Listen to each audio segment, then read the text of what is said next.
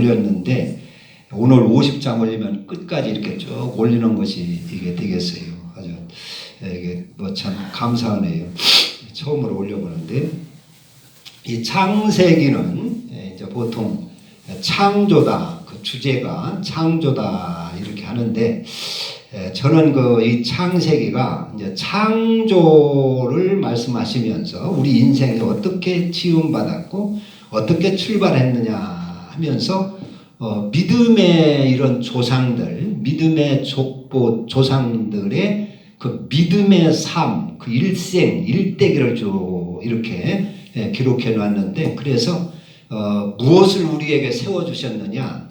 믿음의 율례를 세워주셨다는 것입니다. 아, 네. 믿음의 율례. 우리 한국교회는 특별히 그냥 마음으로 믿기만 하면 다 구원받고 뭐 천국 가고 하나님 자녀 되고 이렇게 알고 있는 경우들이 많이 있어요. 물론 성경에 그런 구절들이 많이 있습니다. 누구든지 주의 이름을 부르는 자는 구원을 얻으리라. 로마서에 보면은 누구든지 주님의 이름만 부르면 구원을 받는다. 그 바울이 그렇게 기록을 해놨어요. 로마서에. 그리고 사도행전 같은 데는 주 예수를 믿으라. 그러면 너와 내 집이 구원을 얻으리라.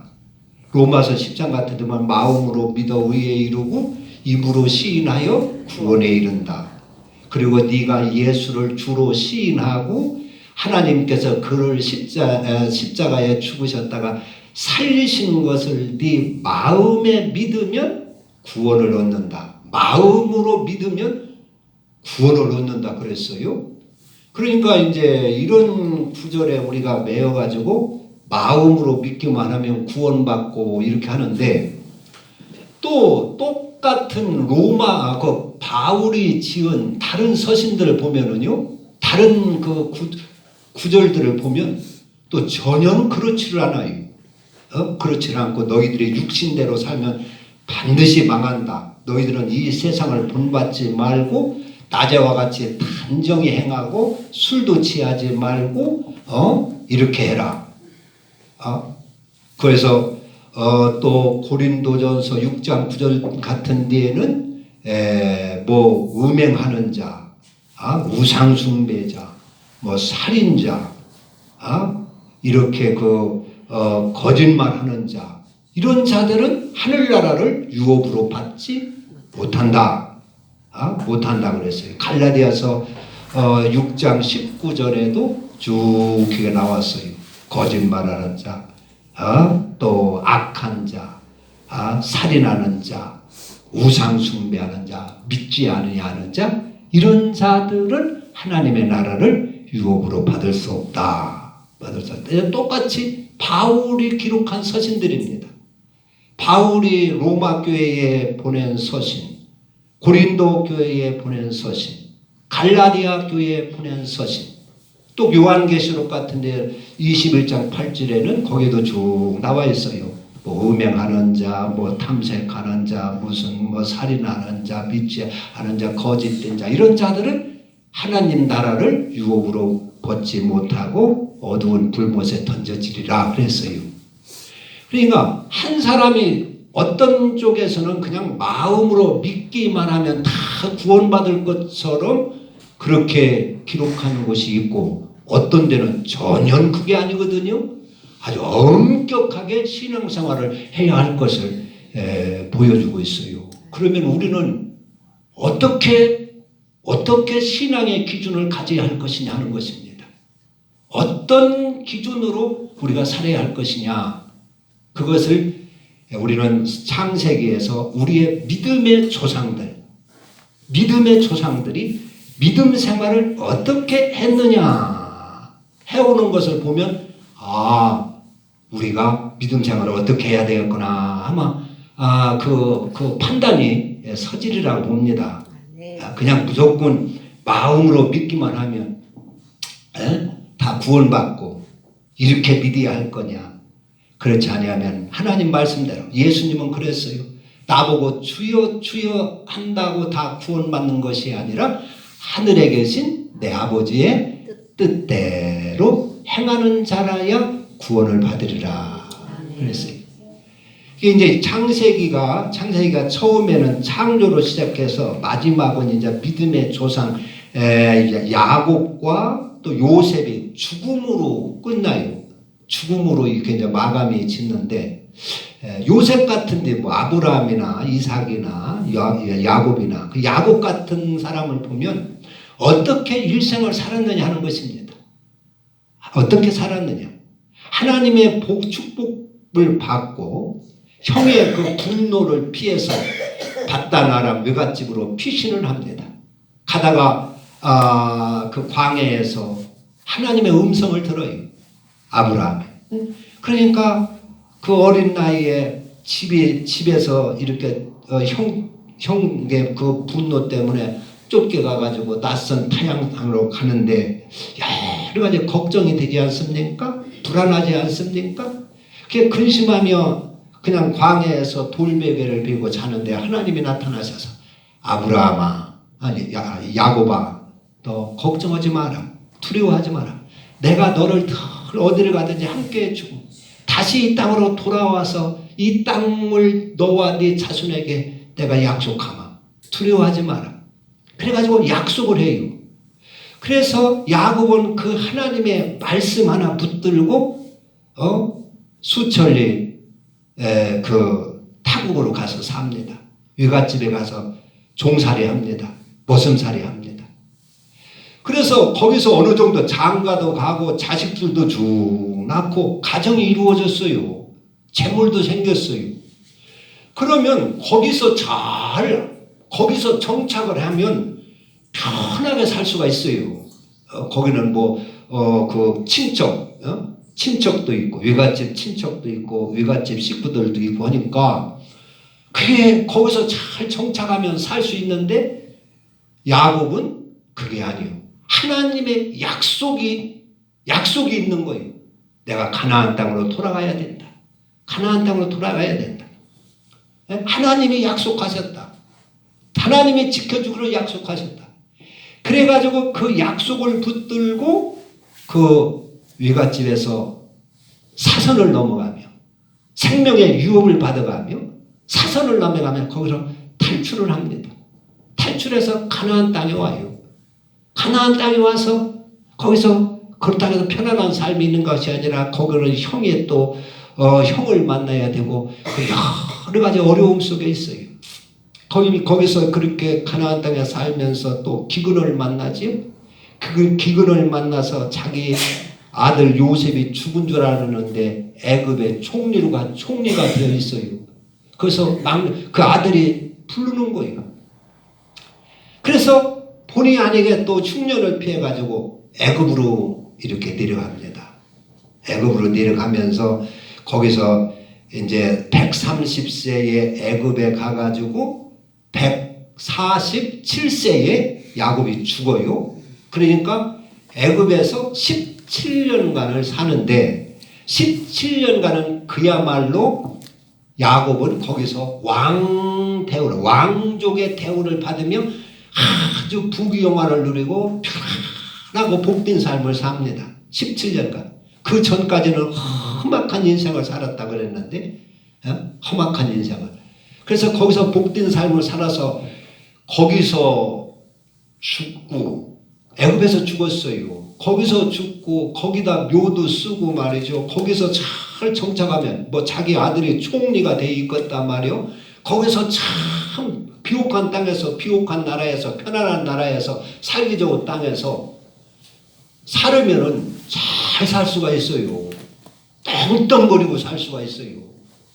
귀족 대우 받아가며 애굽에서 잘 살 수가 있어요. 그런데 이 야곱은 애굽에 내가 붙이지 않겠다는 것입니다. 나를 가나안 땅에 보내라. 나를 죽거든 가나안 땅에 가서 장사 지내라. 가나안 땅 내 할아버지가 묻혀있는 곳, 내 아버지가 묻혀있고 내 할머니가 묻혀있고 내 아내가 묻혀있는 가나안 땅에 나를 가서 장사 지내라. 그래가지고 어떤 어려운 환경에 있어도 마음은 하나님의 약속이 있는 거. 그걸 붙들고 사는 거예요. 그냥 혈혈단신. 아브라함도 그렇지요. 혈혈단신 갈대아 우르에서 혈혈단신으로 이렇게 떠나가지고 이방 땅, 하나님도 알지 못하고 우상 숭배하고 자기 친척 하나도 없고 아는 사람 하나도 없고 자기를 오라고 초청해 준 것도 아니고 반가워 주는 사람 하나 있는 것도 아닌데 수천리 타향에 다 던져져 가지고 거기서 하나님의 약속 하나를 붙들고 삽니다. 그 믿음으로 삽니다. 아브라함이. 세상 사람 우상에 휩쓸리지 아니하고 세상 사람과 휩쓸리지 아니하고 세상 사람과 동화되지 아니하고 혼자 혈혈단신으로 아주 수천리 바깥에 이국 땅에 낯선 땅에 떨어졌는데 거기서 믿음을 잘 지키며 하나님을 나타내고 하나님을 섬기고 하나님만을 붙들고 그 약속만을 붙들고 사는 것입니다. 아멘. 그게 믿음의 윤례입니다. 할렐루야. 아멘. 그게 믿음의 윤례요. 그냥 마음으로 믿고 그냥 뭐 세상 사람과 똑같이 살면 되는 것이 아니라 그런 얘기입니다. 아멘. 우리도 어떤 사람은 가정에서 혼자 신앙생활 하는 사람도 있어요. 또 어떤 사람은 직장에 들어가서 혼자 신앙생활 하는 사람이 있어요. 아무도 믿는 사람이 없고 다 우상 숭배하고 술 먹고 타락하고 세속화되고 그런 곳에서 내가 아브라함처럼 딱 떨어졌다 그런 얘기. 내가 야곱처럼 그렇게 딱 던져졌다 그런 얘기입니다. 그럴 때 어떻게 살아야 하는 것이냐는 것입니다.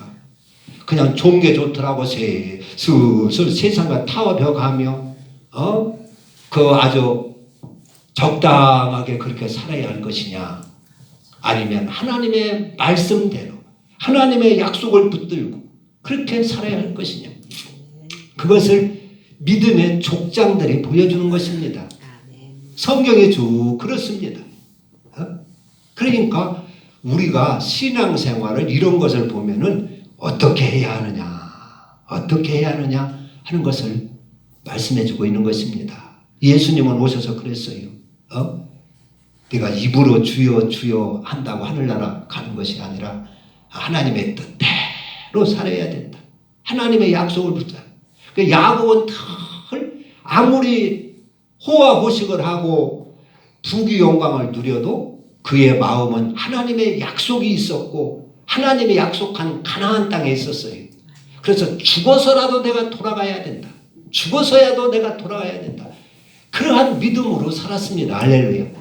그것은 우리가 이 땅에 살아서도 이 땅에서 어떤 부귀영화를 누리고 어떤 호화호식을 한다 할지라도 이 땅에 우리가 침몰되지 말고 이 땅에 동화되지 말고 이 땅에 우리가 타협하지 말고 하늘나라를 소망하며 하나님의 말씀대로 살아야 한다고 하는 것을 믿음의 윤례를 우리에게 세워준 것입니다. 할렐루야. 그래서 이 믿음의 조상들. 그래서 창세기로는 이 족장 시대가 끝나요. 족장 시대가 끝나고 이제 한 국가가 형성돼 가지고 출애굽을 해서 이제 출애굽으로 이어지는데 그래서 이런 사람들을 이런 믿음의 조상들이 우리에게 믿음의 윤례를 세워 주셨다는 것입니다.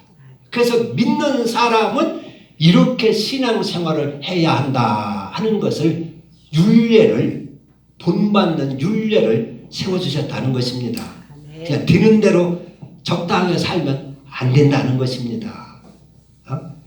이스라엘 백성들이 그들이 지금까지 1500번 이상 외침을 당하고 침략을 당하고 지배를 당하고 그렇게 했어요. 그런데 애굽에 가서도 430년을 애굽에서 살았는데 거기에서도 이 사람들이 똘똘 뭉쳐져 가지고 애굽화 되지를 않았어요. 애굽화 되지 않았어요. 우리 이제 한국 사람들은 미국이나 이런 데로 이민 가면 2세만 돼도 한국말 잊어버린다고 그래요. 한국말 못 한다는 거예요. 그리고 거기에 동화돼 버리고 그렇게 된다는 것이에요. 그러나 이스라엘 사람들은요. 애굽에 가서도 그 옛날에 거기서 430년간 살았어도 애굽과 동화되질 않았어요. 그냥 뿔뿔이 흩어져 가지고 그냥 그렇게 하지를 않았어요. 없어지질 않았어요. 또 수많은 외침을 당하고 지배를 당하고 그렇게 했지만은 그들이 그 이스라엘 나라가 흩어지질 않았어요. 지금까지 그대로 똘똘 뭉쳐가지고 아주 세계를 리드해 나가고 있어요. 이것이 믿음 생활입니다. 우리는 세상에 절대로 동화되어서는 아니 된다는 것입니다. 그렇습니다. 마지막 때 이제 야곱이 이렇게 죽으면서 자기 자식들을 쭉 불러 모아놓고 각각 그 복을 줘요. 축복을 빌어줘요. 그런데 그 축복을 어떻게 빌어주느냐? 각자의 그 분량대로 각 사람의 분량대로 축복하였더라. 49장 그 28절에 보면 그래요. 각 사람의 분량대로 축복하였더라.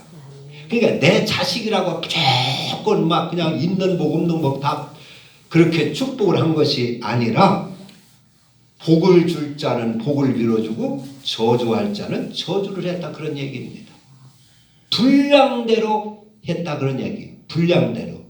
그래서 르우벤 같은 그런 아들은 장자지만은 야곱의 기력의 시작이고 능력 있고 아주 월등하고 아주 위광에 초등하고 그의 딘딘이 위퉁이 당당하고 그래서 모든 사람 위에 우뚝 세워지고 탁월했지만은 그러나 그 탁월하지 못하냐. 그게 아무 쓸모가 없으려고 그랬어요. 그것은 네 아버지의 침상을 네가 더럽혔기 때문에 그렇다 그랬어요.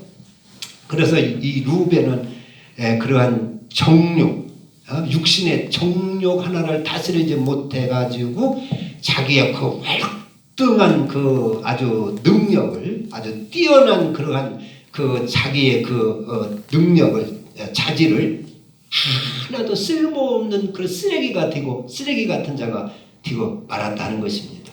쓰레기 같은. 그것도 시몬과 레위는 아주 잔혹해가지고 세겜 사람들을 막 인정사정 없이 그냥 가서 도륙을 내고 그렇게 포악하고 잔혹했어요. 그래서 야곱은 그들을 또 축복을 하지 못하고 저주를 했어요. 포악한 자. 그러나 요셉은 마음껏 축복을 하고 유다는 또 마음껏 축복을 했어요.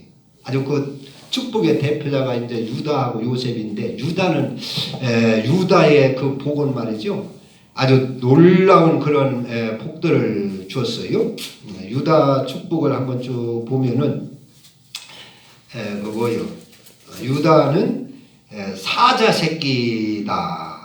그리고 움킨 것을 찢고 올라갔다. 하나 움켰어도 더 좋은 것이 생기니까 그것을 찢어버리고 또 더 승진한다는 거예요. 더 전진한다는 것이.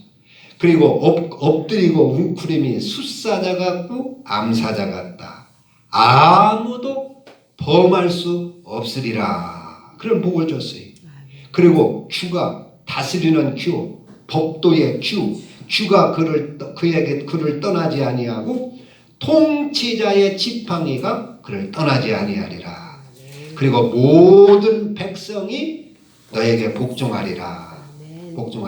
그리고 나귀를 포도나무에 메고 그 복장을 포도주에 빨 것이며 그 눈은 포도주보다도 더 생글생글하니 윤택 있고 붉게 빛날 것이다.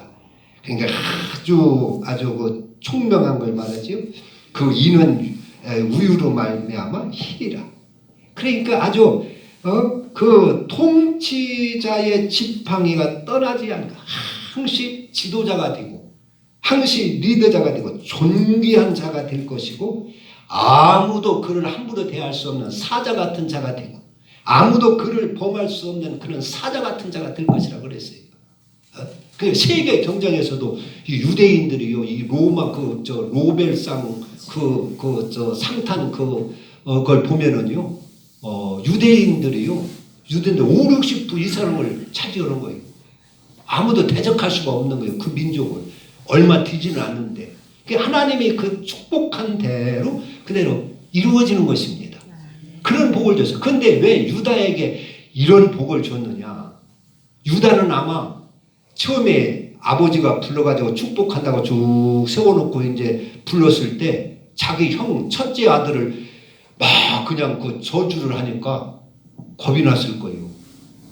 둘째 형, 셋째 형까지 이렇게 불러놓고 아브라함이 복줄 줄 알았는데 막 저주를 하거든요.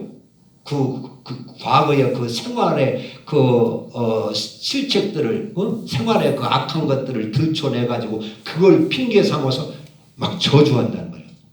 그런데 유다도 이제 유다 차례가 돼가지고 아버지가 불러요. 근데 따끔했을 것 같아요. 왜 그러냐면 유다도 험이 많거든요. 유다가 제일 험이 뭐예요?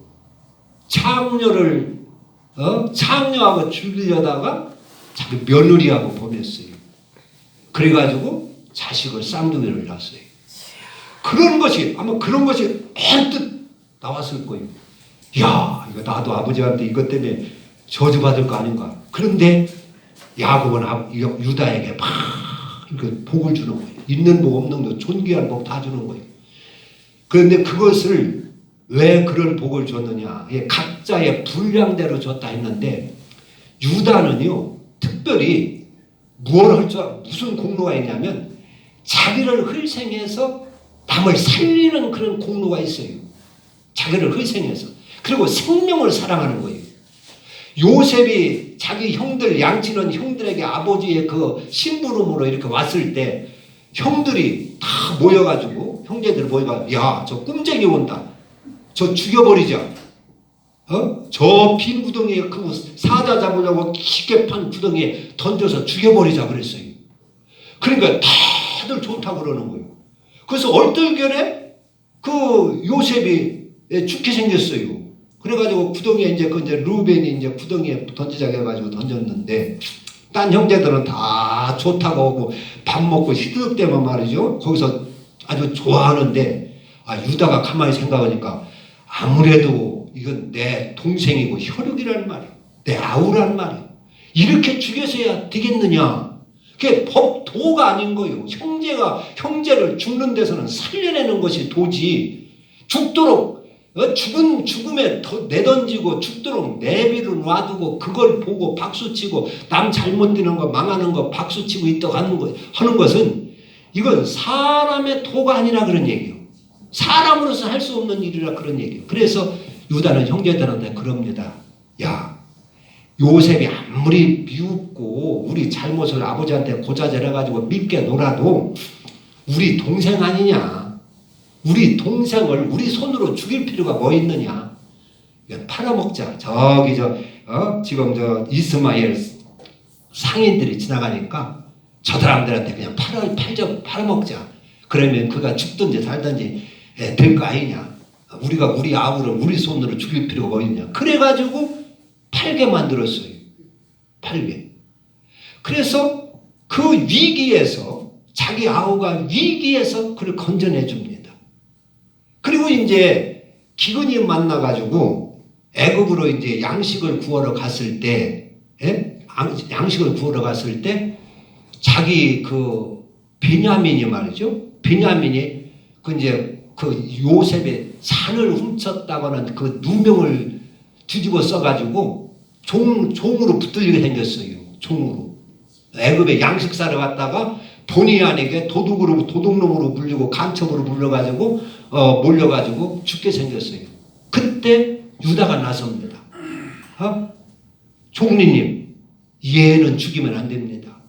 얘 죽이면은 얘가 얘를 안 데리고 가면 우리 아버지 나이 많은 늙으신 우리 아버지 돌아가십니다. 내가 얘 대신 내가 붙들려가지고 내가 종이 되고 내가 죽고 내 생명을 내가 대신하겠으니 얘는 보내주세요. 지금 유다도 자기 자식들이 있고 처자식이 있고 가정이 있어요. 그런데 그 자기 동생 베냐민을 살리기 위해서 내가 제물이 되겠다는 거예요. 나를 대신 붙들고 내 동생을 살려달라는 것이에요.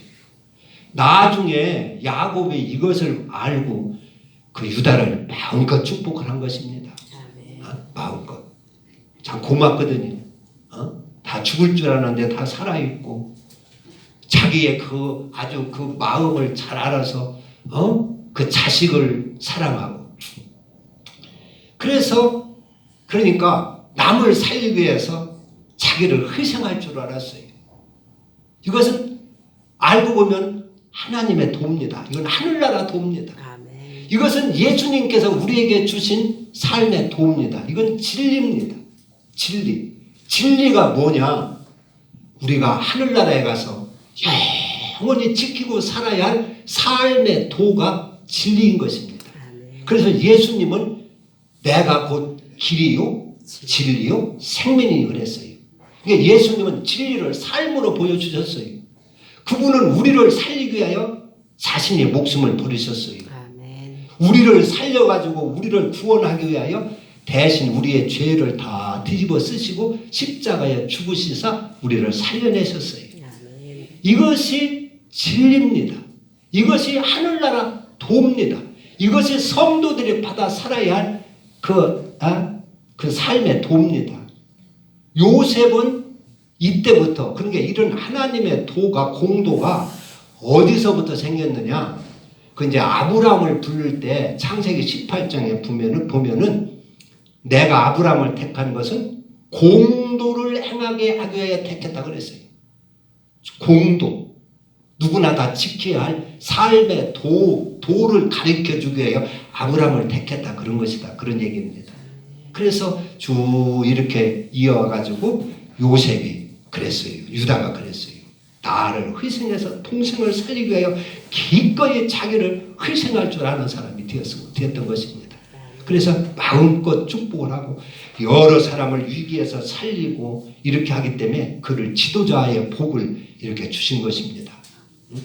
우리 성도들은 이제 그 각자의 분량대로 복을 주셨다는데 분량을 좀 키워야 돼요. 분량. 하늘나라 가서도 야곱이 여기서 자기 아들을 쭉 불러가지고 이렇게 분량대로 각자의 분량대로 복을 축복을 한 것처럼 하늘나라도 나라입니다. 국가요, 나라. 거기에도 여러 가지 직책이 있고 직분이 있고 해야 할 임무가 있고 업무가 있을 거예요. 그런데 우리를 다 하늘나라에 가서 하나님이 불러 세워놓고 각자 임무를 주실 줄 믿어요. 각자 그 임무, 책무를 줘요. 그렇지 않겠어요? 한번 생각해 보세요. 하늘나라가 뭐 그냥 뒤죽박죽 되는 데고 무질서하고 되는 데입니까? 그런 게 아닙니다. 하늘나라는 최고의 질서의 나라고 최상위 그 아름다운 나라로 된 줄로 믿습니다. 네. 거기에 그냥 아무나 그냥 들어가서 뭐 천국이라고 해서 지멋대로 살면 되겠어요? 거기도 각자 가면 다 직분을 맡겨줄 텐데 그때 어떻게 맡겨줄 거냐 하는 것입니다. 무슨 기준으로 어떻게 누구에게는 어떤 것을 주고 누구에게는 별의 영광을 주고 누구에게는 해의 영광을 주고 누구에게는 달의 영광을 주겠느냐 하는 것입니다. 그것은 우리가 이 땅의 삶을 보고 우리가 이 땅에서 어떻게 살아왔느냐 그것을 거울 삼아서 그것을 기준으로 해서 하나님이 각자의 분량대로 맡겨주시고 할 줄로 믿습니다. 아멘. 그런 거로 우리가 이 땅에 사는 동안에 우리의 그 분량을 키워야 되는 것이요. 아멘. 사랑의 분량을 키우고 희생의 분량을 키우고 그게 자기의 분량을 키우는 것입니다. 아멘. 어떤 사람은 한 달란트 희생할 그러한 분량뿐이 없는데 이 땅에 사는 자꾸 거기서 힘쓰고 충성하고 노력함으로 인하여 2달러, 3달러의 희생의 능력을 키우는 것이요. 어떤 사람은 자기 기껏해야 자기 식구들만 위하고 이렇게 사는 사람인데 그것을 자꾸 키워서 이제 마을을 위하는 사람이 되고 나라를 위하는 사람이 되고 10사람을 위하는 사람이 되고 100사람을 위하는 사람이 된다 그런 얘기입니다. 아멘. 그게 분량을 키우는 것입니다. 그래서 하늘나라는 그 분량대로 우리에게 임무도 맡겨주시고 영광도 주시고 축복도 주시는 줄로 믿습니다. 아멘. 여기 요셉을 보세요. 요셉은 유다를 그렇게 축복하고 요셉을 또 팍 축복해서 요셉의 축복을 보면 포도나무가 팍 무성해서 샘 곁에 포도나무 같은 복을 줬어요. 그래서 샘 곁에 포도나무가 심겨내가 가뭄도 안 타고 그것이 막 무성해서 가지고 담을 넘어가지고 말이죠. 담을 넘어가지고 이렇게 막 번성하는 복을 줬어요. 요셉이. 그리고 그에게는 하늘의 복을 주고 깊은 샘의 복을 줬어요. 어떤 그런 어려움 속에서도 그는 늘 넉넉하게 만들으셨어요. 그런 복을 줬어요. 풍성한 복을 줬어요. 하늘의 복, 땅의 복을 줬어요. 그가 자기 힘으로 안 되면 하나님이 도와주시라도 일을 성취하는 그런 복들을 줬어요. 할렐루야. 그 복이 어떻게 그냥 뭐 야곱이 요셉 내 사랑하는 라헬의 딸이 아들이니까 그냥 복을 준 그런 것이 아니라 분량대로 줬다 그런 얘기입니다. 그래서 요셉을 가만히 보면 오늘 그런 얘기가 나와요. 20절에 오늘 본문 보면 그러죠. 요셉이 그들에게 이르되 두려워하지 마소서 내가 하나님을 대신하리이까. 그러니까 이제 아버지가 살아계셨을 때는 아버지 때문에 형들에게 보복을 안는 줄 알았어요. 형이 이제 요셉을 팔아먹었지 않습니까? 노예로 건져서 팔아먹었는데 형들은 분명히 요셉을 죽이려고 하고 미워해가지고 팔아먹었는데 요셉도 그걸 알아요. 요셉이 형들이 나를 미워서 팔아먹은 걸 요셉도 알고 형들도 다 알고 앉았어요. 그래서 요셉이 다 죽은 줄 알았는데 기근 때문에 양식 사러 애굽으로 갔더니 딱 총리가 되어 있어가지고 양식을 나눠주고 있다는 말이에요. 그러니까 덜컥 오는 거예요. 형들이 야 원수는 외나무 다리에서 만난다고 하더니 여기서 꼼짝없이 요셉한테 우리가 보복당해가지고 죽게 생겼구나. 그럼 벌벌 떨었는데 그러지 않고 따뜻하게 대해주는 거예요. 할렐루야. 그리고 오히려 두려워할까봐 걱정할까봐 두려워하지 말고 위로를 하는 거예요. 위로를 한 거예요. 그러니까 내가 하나님을 대신하리니까 이 얘기는 무슨 얘기냐면 보복과 심판은 하나님만 하신다 그런 얘기입니다. 내가 보복할 그 권리가 나한테 없다 그런 얘기예요. 그런 거를 형님 내가 보복할까봐 두려워하지 마세요. 이 보복하고 심판하고 재앙내고 하는 것은 매를 치고 하는 것은 하나님이 하시는 일인데 내가 어찌 감히 하나님을 대신할 수가 있습니까? 나는 그런 일을 하지 않습니다. 그런 얘기입니다. 그런 얘기. 내가 어찌 하나님을 대신하리까?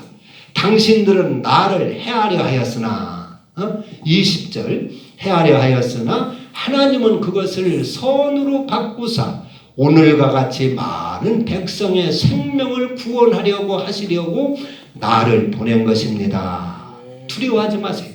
그러니까 형들이 팔아먹어가지고 내가 노예로 되고 애굽에 팔려온 것이 아니라 하나님이 보냈다는 것입니다. 그게 방법은 형들을 쓰고 형들이 미워서 팔아먹게 했지만은 그 뒤에서 조종하신 분은 하나님이라 하시는 것을 그 요셉은 그걸 깨달은 거예요. 하나님이 하셨다고 하는 것을. 그래서 형들을 다 용서할 수가 있었고요. 그래서 그래가지고 하나